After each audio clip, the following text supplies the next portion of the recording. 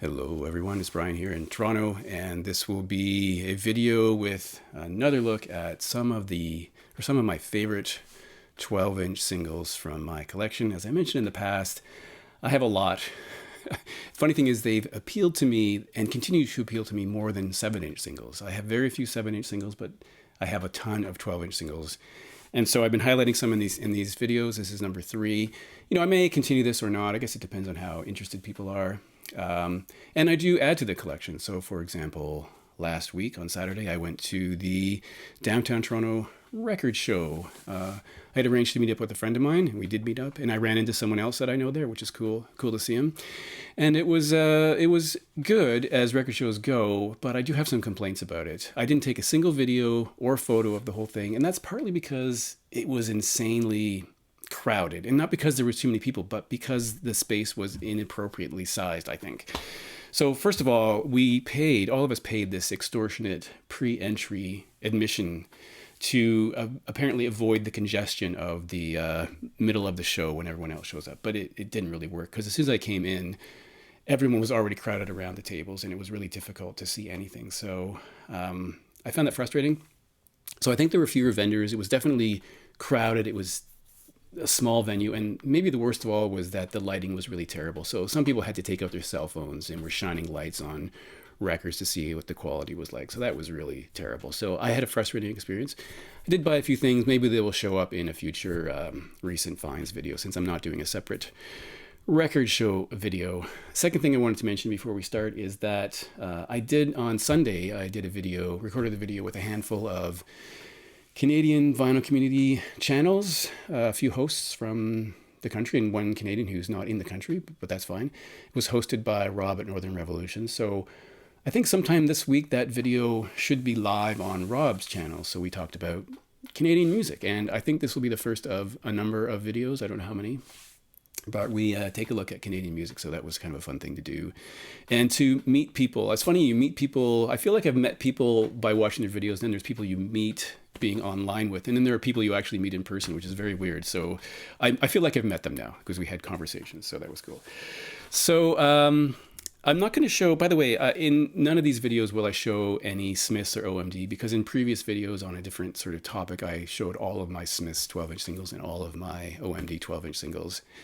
I do have more Morrissey that I could show, but I'm not going to show them here because the Smiths or OMD, because I'd be repeating myself. And let's start with something from 1991. So in 1991, Kraftwerk released this record called The Mix. And these were re-recorded, rearranged versions from Audubon and Electric Cafe. And this, of course, is a later pressing, because you see the jacket is different. This is from 2009. But in 1991, this originally came out. It's a pretty good package with a nice booklet and everything. I think it's fair to say that some of the fans were divided over the quality of this. And I guess that's because, at some point you're so used to tracks, and then you hear like a totally reconstructed version, it might be a little off-putting.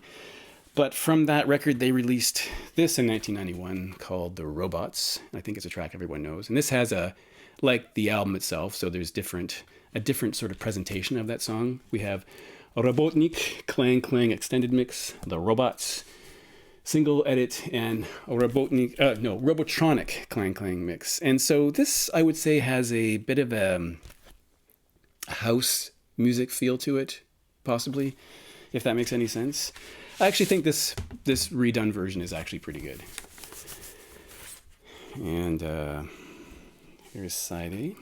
You might know this track. Я твой слуга, я твой работник, which means I am your servant. I am your worker. Итак, немного русского, чтобы начать свой день. So that's pretty cool. And from number 2, from this record, from Peter Murphy, Deep, which is my favorite Peter Murphy record. He, of course, was the lead singer of goth band Bauhaus, a fantastic band. And his voice, especially this time, his voice is amazing. It still is. It's phenomenal voice. And I should say, yes, I'm still disappointed that I didn't get the Record Store Day release of his covers album, Volume 1, which is still irritating me. However, this is a terrific record. If you're going to pick any Peter Murphy record, pick this one. It's from 1990, and just so many great tracks on here. Now, there were a number of singles from that record, but The first one, as I remember, it was Cuts You Up. So kind of mimicking the album cover here. This is the American pressing from 1990, and it has an edit of Cuts You Up, a track called Roll Call, the reprise or reprise version. Now that is a track that you will only find here, and maybe one other single, and it also maybe only here, or if you buy the CD version of Deep, because it was added as a bonus track. Cuts You Up, the LP version, and then A Strange Kind of Love version 2. Version 1 is on the album. Version 2 you will only find on some singles, or there's also a second edition of the CD that has it added. So it's a different take on that track. Great song, Strange Kind of Love, fantastic. So this is the UK or the US pressing with these labels. Great track. I mean, that just really highlights his voice. Now, this is the only case where I'm going to show two 12-inch singles for the same track. This is the UK version of Cuts You Up. Here's the back of it, which is very similar to that, except it lacks one track, which is the edited version of Cuts You Up. It only has 3 tracks. It has the album version of Cuts You Up, Strange Kind of Love version 2, and the reprise of Roll Call, or the reprise, whatever you say. And as I mentioned, this is the UK pressing, which has remarkably similar labels from Beggar's Banquet. I like this cover better because it mimics the album cover, but this is not bad. So moving on to a track from The Cure, and this is a track called Charlotte Sometimes, which was released as a non-album single after the album Faith, which this is my favorite Cure period. You know, not when I first, but it was a period of time in the 80s where I was more interested in later Cure, but now and for years I've been more interested in early Cure. I love the sound they had. Tracks like The Forest and Charlotte Sometimes, fantastic. This was released in 1981. This particular copy I'm holding is a repressing from 1986 from France, which is why we have some French somewhere on this label. Oh, on the front. 45. Well, that's for our RPMs or revolutions. This has also a track called Splintered in Her Head, which I think it does appear on some expanded compilations. I think it's also was released as a B-side of a 7-inch single included in some copies of Pornography, I believe. And the other track on here is the live version of Faith, which takes up this entire side, which is a terrific track. Fantastic. These cool red labels.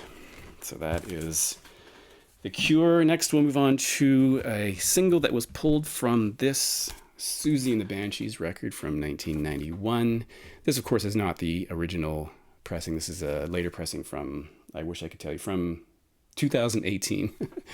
This is a really good later Susie record. Of course, it has the track I'm going to mention, plus, Fear of the Unknown, Shadow Time. Really cool. It's a really great, solid record from Susie and the Banshees. And the 12-inch single I'm going to show from that is Kiss Them For Me, which with a very, very nice photo of Susie on the front.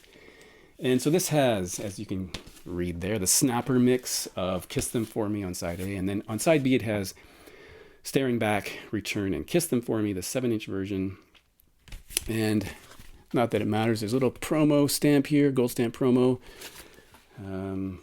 Ownership reserved, sales unlawful. Well, I now own it, and I did buy it, so those two things did not apply. And it's got this Geffen sleeve, which I don't think I've seen a sleeve that has. Maybe I have. I don't remember seeing a Geffen sleeve like that. And here's the actual disc, which is really cool to have. And so that's Susie and the Banshees. And then rounding it out with one of my favorite records from the late 80s. This album came out in 1989. It's Doolittle from the Pixies. This album is it's one of those records where it plays like a greatest hits record.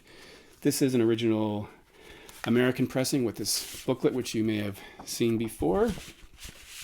And the single I'm going to show from that is this one called Monkey Gone to Heaven. And I will say they did an excellent job on the cover here with a monkey, what appears to be a halo, and the numbers from the song 5, 6, 7. Really fantastic.